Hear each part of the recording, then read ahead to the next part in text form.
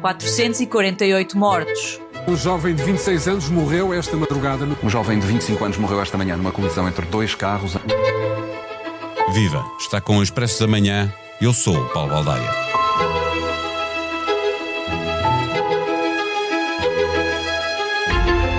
Conduzir um automóvel é muito mais que levar um automóvel do ponto A ao ponto B, sendo que isso é cada vez mais fácil com velocidades automáticas e apenas um pedal para acelerar e outro para travar. Ou usa um, ou usa o outro. Isto o pai, a mãe ou os avós podem ensinar. Mas e o resto? Quem ensina a fazer uma travagem de emergência? A evitar um despiste quando apanha um pouco de óleo na estrada ou areia em cima de uma curva? Quem ensina a evitar os erros dos outros condutores? O pai, a mãe e os avós são essenciais para ensinar o civismo com que é preciso andar na estrada, respeitando os outros condutores, os peões dentro das localidades, os motociclistas e os ciclistas. Os livros ensinam as regras e os sinais, os condutores é suposto saberem a importância de respeitar as regras e os sinais. Para quem ainda não sabe, ou já se esqueceu, fica aqui um auxiliar de memória. Nos primeiros 5 meses de 2026, Portugal registrou quase 60 mil acidentes com vítimas, 180 mortos e mais de 1.000 feridos graves. No nosso país, em 2025, houve 55 mortes em acidentes rodoviários por milhão de habitantes, acima da média da União Europeia, que foi de 45 mortes por milhão. Temos mesmo de aprender a defender-nos e a defender os outros quando andamos na estrada. Neste episódio, conversamos com Pedro Alves Nogueira, piloto e instrutor, CEO da Driving X, uma empresa que dá formação em condução defensiva e evasiva. Caro gestor de conta, stop. Solicito crédito pessoal, stop. Máxima urgência, stop. Manuel, stop. Caro Manuel, stop. Agradeço o seu telegrama, stop. Por que não faz online, stop? Online, stop. Sim, stop. Na app Caixa Direta, stop. Caixa, stop. E aprovam rápido, stop. Mais rápido do que um telegrama, stop. É mais fácil andar para a frente quando confiamos no que está para trás. Peça o seu crédito pessoal na app Caixa Direta e receba a resposta em minutos. Caixa. 150 anos virados para o futuro. Caixa Geral de Depósitos S.A. registada junto do Banco de Portugal sob o número 35. Viva Pedro Alves Nogueira. Em que é que a existência de um tutor, no lugar do clássico instrutor da escola de condução, pode contribuir para reduzir a sinistralidade? Nós pensamos que, de facto, a presença de um tutor, como tudo na vida, tem as suas vantagens, mas também tem algumas desvantagens. Depende de como for feita essa seleção do tutor. Se o tutor for alguém com quem o futuro encartado esteja mais à vontade, mas existe ali alguma relação de algum respeito e interesse em aprender, é muito positivo. Se tal não acontecer e for um amigo mais velho ou for aquele adulto mais brincalhão, eu penso que será uma situação que não será muito benéfica para o futuro encartado. Seja como for, vai ter que ir a exame, não é? Portanto, defende que as regras no exame devem ser ainda mais apertadas para perceber que tipo de ensino teve o candidato a condutor? Eu defendo que sim, defendo ainda um pouco mais além do que isso. Eu defendo que, porque nós fomos avaliados apenas uma vez na vida, que é quando tiramos a carta de condução, certo. E depois daí para a frente nunca mais existe nenhum processo de avaliação. Médico, e exatamente. É só a revalidação da carta, não é? Portanto, que não é uma coisa muito profunda que permita avaliar se as pessoas evoluíram com as novas tecnologias que existem nos automóveis, etc. Portanto, eu defendo que esse tutor deveria ter uma formação complementar, ou pelo menos uma reavaliação dos seus conhecimentos e da sua destreza técnica para poder transmitir os conhecimentos. Porque, pela nossa experiência, que temos já de muitos anos na formação em condução defensiva, uma parte significativa dos nossos alunos não faz a mínima ideia como é que se faz uma travagem de emergência. Não faz a mínima ideia como é que se conduz em piso molhado e quais são as posturas que devemos adotar. Não faz a mínima ideia de que cuidados deve ter quando existe a transição no fim do dia lusco-fusco, portanto, naquela condução do dia para a noite. e não faz a mínima noção como é que se controla um carro, quando ele foge de frente, quando foge de trás. E uma coisa tão simples como se sentar no carro. A maior parte das pessoas não faz a mínima noção de que o carro está constantemente a transmitir-nos informação que nos permite antecipar qualquer perca de controle do veículo e dar-nos mais tempo de reação. Nesse sentido, Pedro, deixa-me perguntar, é grave que o tutor deixe de estar obrigado com esta lei que está em discussão pública a frequentar com aproveitamento o módulo de segurança rodoviária em simultâneo com cada candidato a condutor que vai acompanhar? Eu penso que era muito, muito, muito aconselhável que ele fosse obrigado a isso, Paulo, sinceramente. Porque isso permitiria, digamos, ao tutor manter-se atualizado e desenvolver ferramentas que permitem depois transmitir o conhecimento de uma forma diferente. Aquilo que nós ouvimos muito nos nossos cursos é, no fim do dia, isto foi muito bom, eu não fazia a mínima ideia que isto podia ser assim, ou porque é que não ensinam isto nas escolas de condução? Pois é, porque nas escolas de condução também não se ensina isso, de facto. É uma das coisas que também, se calhar, seria vantajoso mudar, porque conduzir não é só pôr o carro a andar para trás, levar um carro do ponto A para o ponto B, não é? Exatamente. Isso hoje é muito fácil com um carro automático. É muito fácil. E nós temos aqui, por exemplo, uma questão que é de extrema importância. Por exemplo, o Governo, com esta visão zero que neste momento quer continuar a implementar, porque a visão zero é uma coisa que nasceu em 1997 na Suécia, tem muitos anos já. A União Europeia começa agora, nos últimos anos, a dar alguma atenção a isto. Uma das coisas que a visão zero diz é que os condutores falham.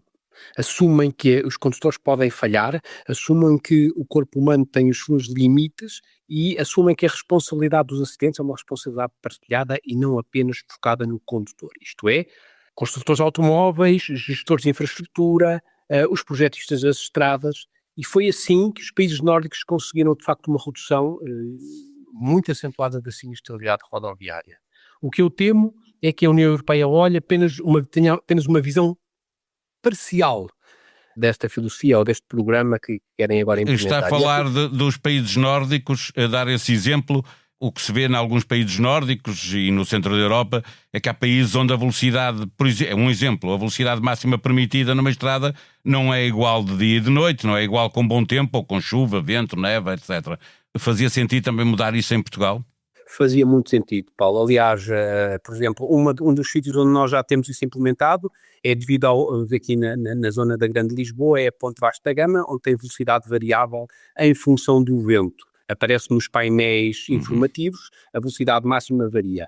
E poderíamos perfeitamente, já que as nossas autoestradas estão equipadas com esses painéis informativos, adotar essas medidas para implementá-las nas autoestradas, em dias de chuva, lá em cima no norte, em dias de muito frio que forma gelo na estrada, em zonas de nevoeiro aqui no centro do país. Enfim, basta fazer A1 de norte a sul para percebermos o que estamos aqui a falar e o quão benéfico poderia ser essa adoção da velocidade variável em função das situações climatéricas e do dia, da luminosidade, por exemplo.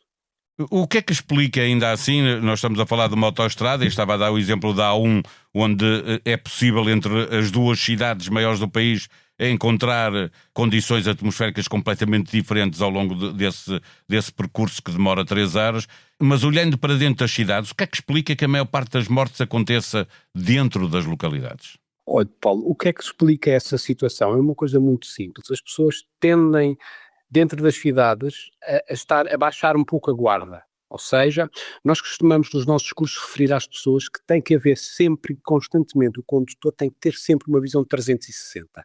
O recurso constante aos espelhos, olhar para a frente, fazer uma leitura em tempo real daquilo que está a acontecer. A gestão da distância ao carro da frente, o aumento da visão periférica. Aqui à parte só, e pode ser interessante para as pessoas também que nos ouvem perceberem um bocadinho, nós na competição, aquelas bandas que nós temos nos capacetes em cima da viseira, permitem-nos estreitar o nosso campo visual em termos horizontais, em termos verticais e aumentá-lo em termos horizontais. Isto é, permite-nos ampliar e que o piloto se foque mais, não naquilo que está acima de nós, porque não interessa, em princípio do céu não virá nada, mas na parte, digamos, da amplitude do campo visual. E isso é uma das coisas que nós temos visto que tem havido muita deficiência nos condutores portugueses, que frequentam as ações de formação que nós temos, é que a maior parte das pessoas tem deficiência ao nível da visão. Essas deficiências ao nível da visão têm uma consequência imediata, um aumento drástico do tempo de reação. E isso é dramático para evitar acidentes. Infelizmente, o álcool e o excesso de velocidade continuam a ser a principal causa de acidentes graves, mas a infração que agora mais surpreende, porque começa a ser demasiado comum, é ver condutores que ao mesmo tempo que conduzem estão a usar o telemóvel. É preciso agravar as multas por este tipo de infrações? Nós somos da opinião que sim, e nós pomos a utilização do telemóvel durante a condução exatamente ao mesmo nível do álcool. Isto é, para mim não faz sentido, ou para nós não faz sentido que exista uma taxa de álcool mínima, porque já o corpo humano reage de forma diferente a 0,5. As taxas, claro. Okay? E, portanto, quem pega num carro devia ter a consciência de não beber, como quem pega num carro devia ter a consciência de não utilizar o telemóvel durante a condução. Portanto, isso aí somos realmente muito, muito alinhados com aquilo que está a ser discutido hoje em dia. Um dos exercícios que nós fazemos durante os nossos cursos de condução defensiva é fazermos um slalom e pedimos às pessoas um slalom de cerca de 50 km por hora durante 300 metros e pedimos às pessoas para fazer esse slalom e depois põe um telemóvel na mão e põe uma mensagem para a pessoa ler. E a pessoa fica espantada com a perca de noção e do tempo de reação e leva geralmente vários cones à frente.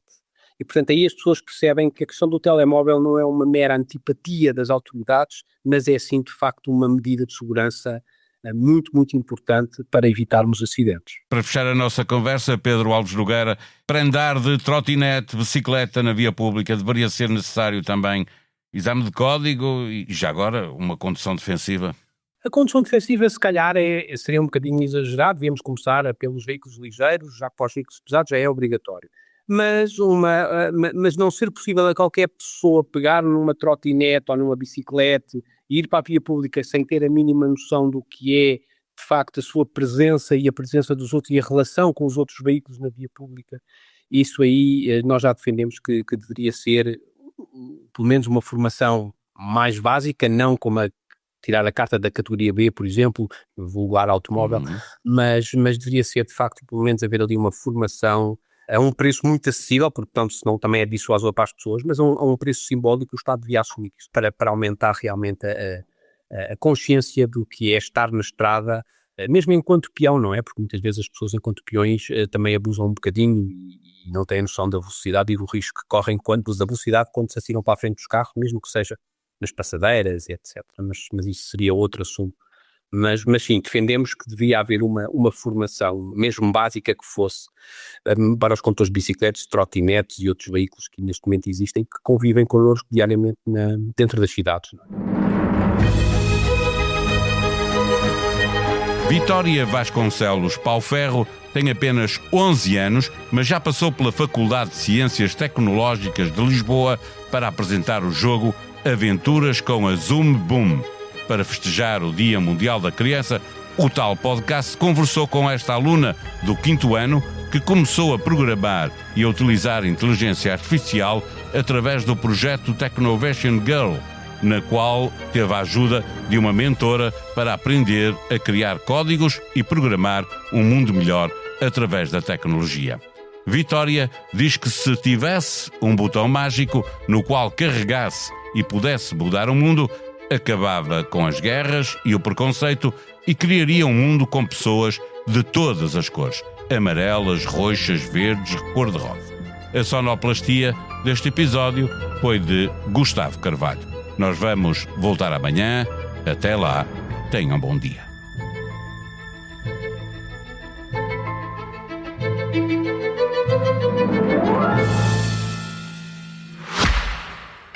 Caro gestor de conta, stop. Solicito crédito pessoal, stop. Máxima urgência, stop. Manuel, stop. Caro Manuel, stop. Agradeço o seu telegrama, stop. Por que não faz online, stop? Online, stop. Sim, stop. Na app Caixa Direta, stop. Caixa, stop. E aprovam rápido, stop. Mais rápido do que um telegrama, stop. É mais fácil andar para a frente quando confiamos no que está para trás. Peça o seu crédito pessoal na app Caixa Direta e receba a resposta em minutos. Caixa, 150 anos virados para o futuro. Caixa Geral de Depósitos S.A. registada junto do Banco de Portugal sob o número 35.